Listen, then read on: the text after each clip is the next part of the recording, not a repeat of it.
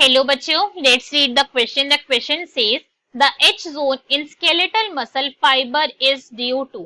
हमें पता है कि भाई स्केलेटल मसल फाइबर के अंदर एक एच जोन होता है, इस बारे में हमें नॉलेज है. हमसे ये पूछा गया है कि भाई ये क्यों होता है, मतलब इसका रीजन बताना है कि स्केलेटल मसल के अंदर एच जोन क्यों है. So now let's start the question. सबसे पहले हम क्वेश्चन को सॉल्व करने का की कॉन्सेप्ट देखेंगे. की कॉन्सेप्ट. सो क्वेश्चन को सॉल्व करने का की कॉन्सेप्ट क्या है हमारा, कि हमें एच जोन के बारे में पता होना चाहिए. ठीक है, अगर हम एच जोन के बारे में नॉलेज है तो हम क्वेश्चन को इजीली सॉल्व कर सकते हैं.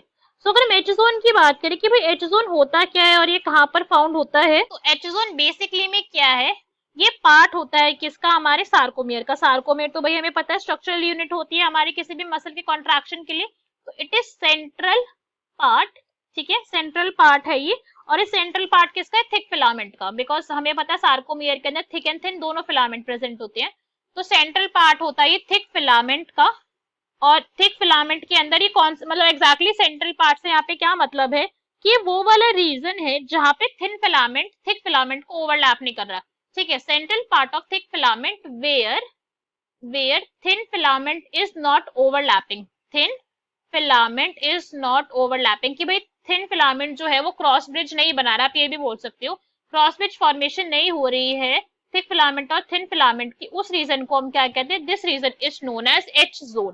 तो इसके लिए हम एक डायग्राम देखते हैं. तो हम यहाँ पे हमारे सार्कोमियर का डायग्राम देख सकते हैं. यहाँ पे थिक फिलामेंट की प्रेजेंस है, थिन फिलामेंट भी प्रेजेंट है, दिख रहा है हमें. साथ साथ में यहाँ पे कुछ जेड डिस्क भी प्रेजेंट होती है, ये हमें मेंशन है. कुछ और फिलामेंट्स की भी यहाँ पे प्रेजेंट है, फॉर एग्जाम्पल टेंटिन फिलामेंट. इनका स्ट्रक्चर क्या होता है, इनका काम होता है स्ट्रक्चर को मेंटेन करके रखना फिलामेंट्स के. ठीक है, इनका नेचर ये होता है. अब ये रहा हमारा एच जोन. इस रीजन को देखना है और हमें जोन और ऑफ ओवरलैप को देखना है, दोनों रीजन को ध्यान से देखना है. सो इसके अंदर अगर आप ध्यान से देख रहे होगे तो ये वाला जो रीजन है, जो जोन ऑफ ओवरलैप वाला रीजन है, दिस मच पोर्शन, यहाँ पे हमें क्लियरली दिख रहा है कि जो थिक फिलामेंट है, थिक वाला फिलामेंट एंड जो थिन वाला फिलामेंट है वो आपस में क्या कर रहे हैं, ओवरलैप कर रहे हैं. और ओवरलैप करके क्या बना रहे हैं, क्रॉस ब्रिज की फॉर्मेशन कर रहे हैं. दिख रहा है हमको ये पॉइंट यहाँ पे क्लियरली.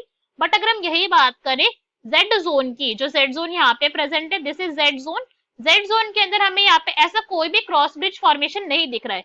राइट, तो यहाँ पे क्या है, नो ओवरलैपिंग है. यहाँ पे कोई भी ओवरलैपिंग प्रेजेंट नहीं है, या फिर हम बोल सकते हैं कोई भी यहाँ पे क्रॉस ब्रिज नहीं बन रहा है. क्लियरली हमको दिख रहा है ये पॉइंट भी इस डायग्राम के अंदर. तो क्वेश्चन के अंदर हमसे यही पूछा गया था कि भाई जो एच जोन है ये बनता किसकी वजह से. तो इस एच जोन के पीछे बनने का रीजन क्या है, सेंट्रल गैप है. ये गैप आ रहा है ना इनके बीच में, सेंट्रल गैप है किसके बीच में, मायोसिन फिलामेंट के बीच में एंड एक्टिन फिलामेंट के बीच में. यही है इसका रीजन.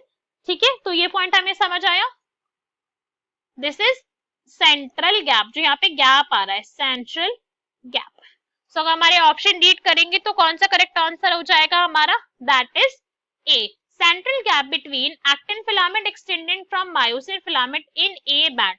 हमारे एक्टिन फिलामेंट से लेके मायोसिन फिलामेंट तक, उन दोनों के बीच में जो ये गैप आ रहा है ए बैंड के अंदर, ए बैंड, तो यहाँ पे भी जो गैप आ रहा है इसको हम क्या कहते हैं, इसको कहा जाता है H zone.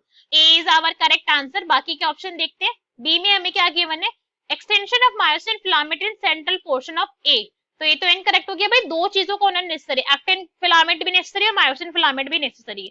C is absence of myofibril, ये भी इनकरेक्ट हो गया, ऐसा तो कुछ नहीं था. Central gap between myosin filament in the A head, नहीं भाई, अकेला अगर ए के अंदर भी गैप हो गया तो फिर वहां पे एच जोन तो बन ही नहीं पाएगा ना.